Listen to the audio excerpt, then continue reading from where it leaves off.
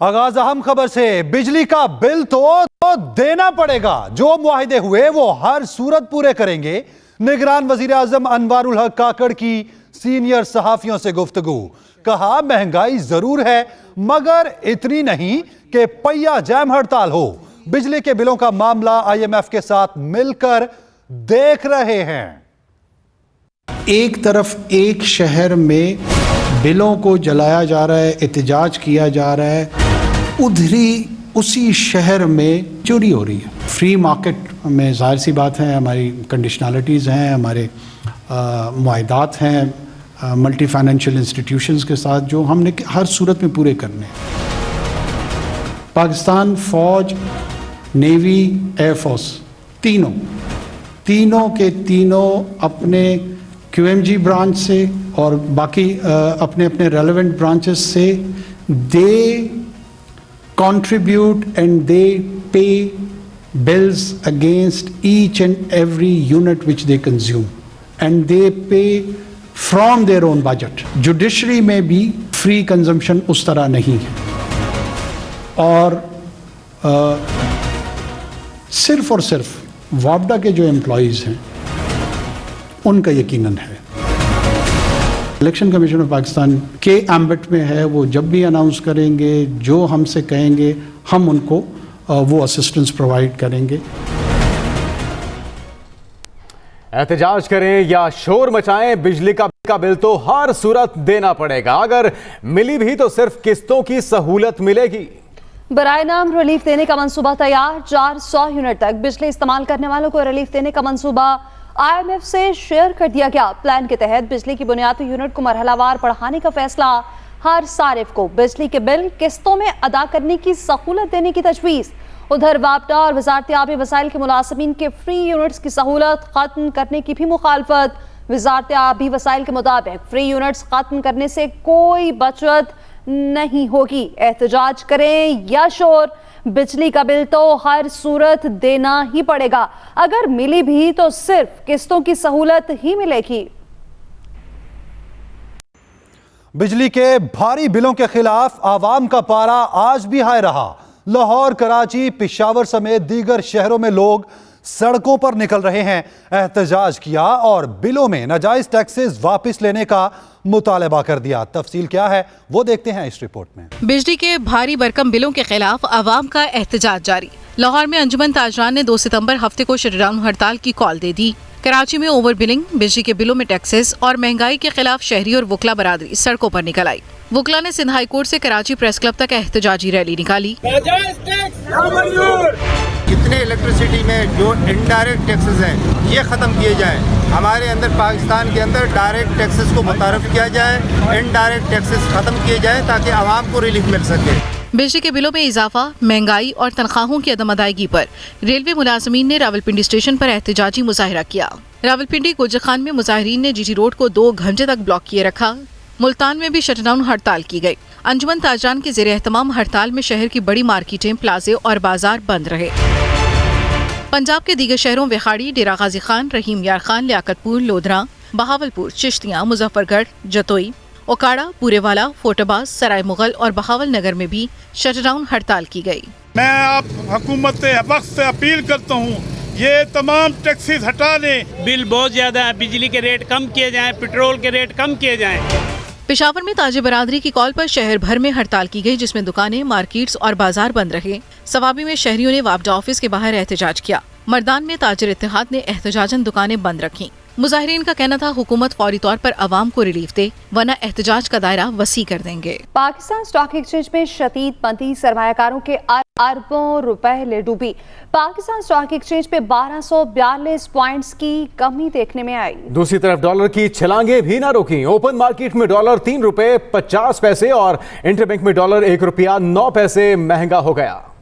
अमेरिकी डॉलर की ऊंची उड़ान जारी, पाकिस्तानी रुपए को रौंद डाला। ओपन मार्केट में एक ही दिन में 3.5 रुपए का बड़ा इजाफा। इंटरबैंक में डॉलर 1 रुपए 9 पैसे इजाफे से 305 रुपए 53 पैसे में फरोख्त हुआ। ओपन मार्केट में 3.5 रुपए इजाफे के बाद डॉलर 323 रुपए की सतह पर पहुंच गया। मिनी मार्केट के माहिर मलिक बुस्तान का कहना है कि रुपये का गिरना और डॉलर का मुसलसल बढ़ना पाकिस्तानी मईशत के लिए रेड सिग्नल है। मुश्किल फैसला किया हुकूमत ने डिफॉल्ट से बचने के लिए कि बैंकों को पाबंद कर दिया कि वो प्री मार्केट से 1.25% से ज़्यादा फ़र्क से अपना रेट नहीं रख सकते, ना ही हुकूमत इंटरवीन कर सकती है। तो ये ऐसा फंड है जो मैंने अपने बंदे ने डाला है, जिसकी वजह से आज डॉलर जो है कंट्रोल में नहीं आउट। पाकिस्तान स्टॉक एक्सचेंज का 100 इंडेक्स 1242 पॉइंट्स की कमी से 45,002 पॉइंट पर बंद हुआ। मुआशी माहिरीन का कहना है कि मुल्क की बदतरीन माशी सूरत हाल और रुपये पर मुसलसल बढ़ता हुआ दबाव स्टॉक मार्केट के लिए बुरा साबित हुआ। 16 या 17 दिन हो गए हैं कि लगातार आपका हमारा पाक रूपी डेप्रिसिएट कर रहा है, जिसकी वजह से एक तरफ इन्फ्लेशन बढ़ने के कंसर्न्स बढ़ते जा रहे हैं और दूसरा इंटरेस्ट रेट बढ़ने के। मकामी सराफा मार्केट में भी सोने की 1 तोला कीमत में 3400 रुपए का इजाफा देखने में आया, जिसके बाद सोने की फी तोला कीमत 2,39,800 रुपए हो गई है। एहतशाम मुफ्ती, एक्सप्रेस न्यूज, कराची। श्रीलंका ने बांग्लादेश को दबोच लिया। बांग्लादेश को 5 विकेटों से बासानी शिकस्त दे दी। बांग्लादेश ने पहले खेलते हुए 165 रन का हदफ दिया था, जिसमें श्रीलंका ने बांग्लादेश को बासानी दबोच लिया। बांग्लादेश को 5 विकेटों से शिकस्त भी दे दी है। बांग्लादेश ने पहले खेलते हुए 165 रन का हदफ दिया था, जिसे श्रीलंका की टीम ने बासानी पूरा कर लिया। श्रीलंका ने बांग्लादेश को दबोच लिया। सुप्रीम कोर्ट ने 90 दिनों में इंतखाबात कराने के फैसले को बरकरार रखते हुए इलेक्शन कमीशन की नजरसानी दरखास्त खारिज कर दी है। चीफ जस्टिस ने रिमार्क्स दिए, आइन ने किसी इदारे को आइन से तजावुज का इख्तियार नहीं दिया। तफसील क्या है ये हमें बताएंगे जहांजेब अब्बासी। चीफ जस्टिस की सरबराही में 3 रुकनी खुसूसी बेंच ने पंजाब इंतखाबात नजर सानी दरखास्त पर समाअत की। इलेक्शन कमीशन के वकील ने कहा, कानून में तरमीम के बाद इंतखाबात की तारीख देने का इख्तियार इलेक्शन कमीशन को मिल गया है। जस्टिस मुनीब अख्तर ने कहा, नजर सानी दरखास्त सुन रहे हैं, बताएं हमारे फैसले में गलती क्या है। जस्टिस एजाजुल हसन ने रिमार्क्स दिए, इलेक्शन कमीशन इंतखाबात 90 दिन से ताखीर से नहीं करा सकता, जिस पर इलेक्शन कमीशन के वकील ने कहा, इंतखाबात 90 दिन में कराने की हद पर कुछ वजूहात में छूट भी दी गई है। सुप्रीम कोर्ट के फैसले में इलेक्शन कमीशन की मारूजात के बारे में कुछ गलतियां हैं। चीफ जस्टिस ने कहा, हमारे फैसले में किसी गलती की निशानदेही करे, जिस पर वकील इलेक्शन कमीशन ने कहा, कोई कानून इलेक्शन कमीशन के इख्तियारात कम नहीं कर सकता। मखसूस हालात में इंतखाबात 90 रोज से आगे जा सकते हैं। जस्टिस एजाजुल हसन ने कहा, मखसूस हालात का फैसला इलेक्शन कमीशन कैसे कर सकता है।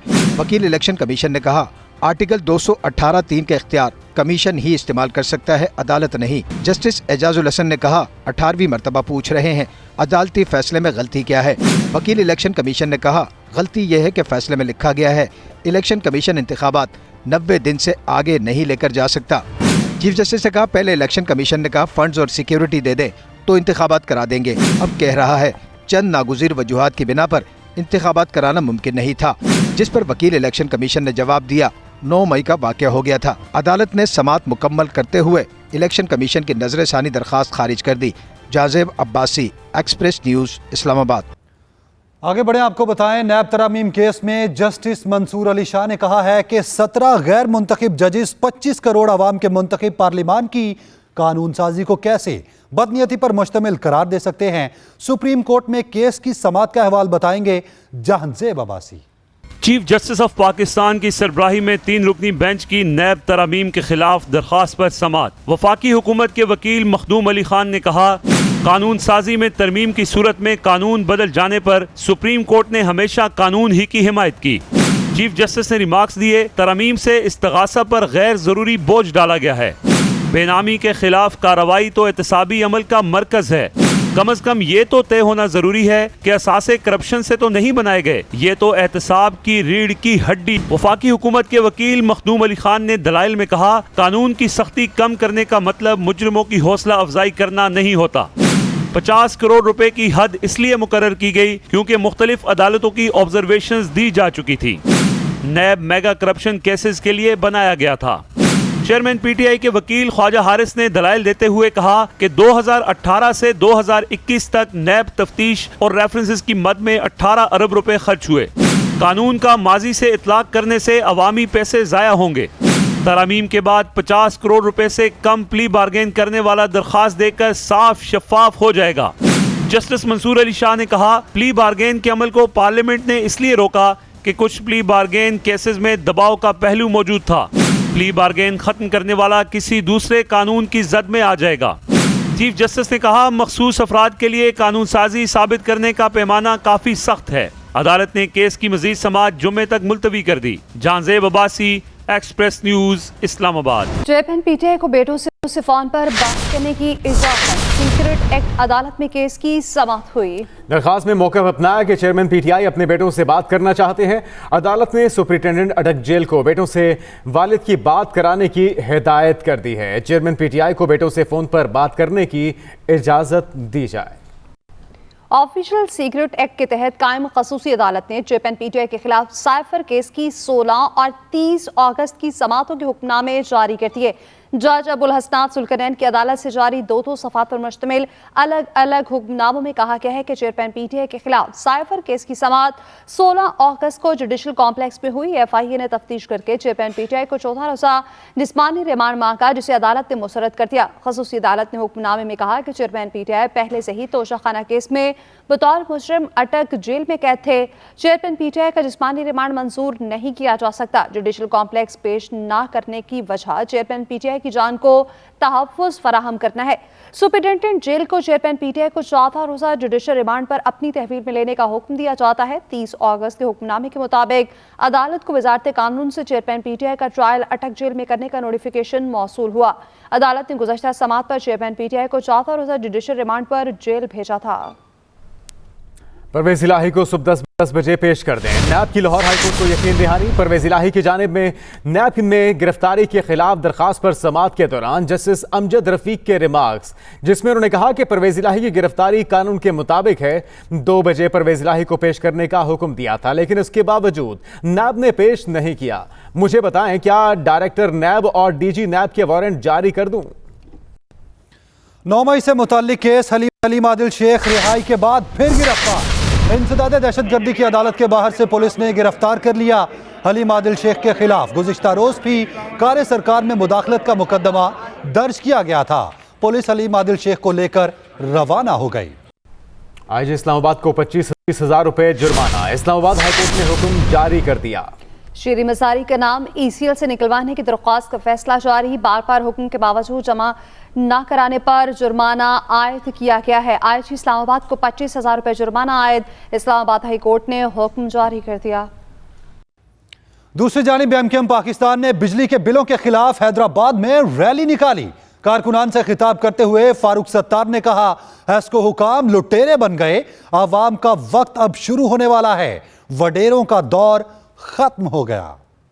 कराची और हैदराबाद वालों से बदला लिया जा रहा है। इंशाअल्लाह ताला उसे MQM पाकिस्तान आपके साथ, ताजिरों के साथ एहतजाज करके, पुरअमन एहतजाज करके उस बदले को भी बिलों से खत्म कराएंगे। खुद बैठते हैं, बिजली के जायज बिल वसूल नहीं करते और गरीबों और मजलूमों से सारे बिल लिए जाते हैं। अब ये नाइंसाफी नहीं चलेगी। अमीर जमात इस्लामी सिराजुल हक ने कहा है कि मुल्क चलाना निगरान हुकूमतों के बस की बात नहीं। 90 रोज में इलेक्शन करा के इक़्तिदार मुंतखब नुमाइंदों के हवाले किया जाए। सिंध हाईकोर्ट बार सखर से खिताब में सिराजुल हक का कहना था कि 2 सितंबर की मुल्कगीर शटरडाउन हड़ताल की कामयाबी के लिए वकला के साथ होंगे हम। निगरान हुकूमत का काम नहीं कि बिजली की कीमत में इजाफा करे। बिजली की कीमतों में इजाफे के खिलाफ सुप्रीम कोर्ट भी जा रहे हैं। अवाम अपनी कीमती अशिया बेचकर बिजली के भारी बिल अदा कर रहे हैं। मुल्क में मौजूदा महंगाई साबिक हुकूमतों के IMF से मुआहिदों का नतीजा है।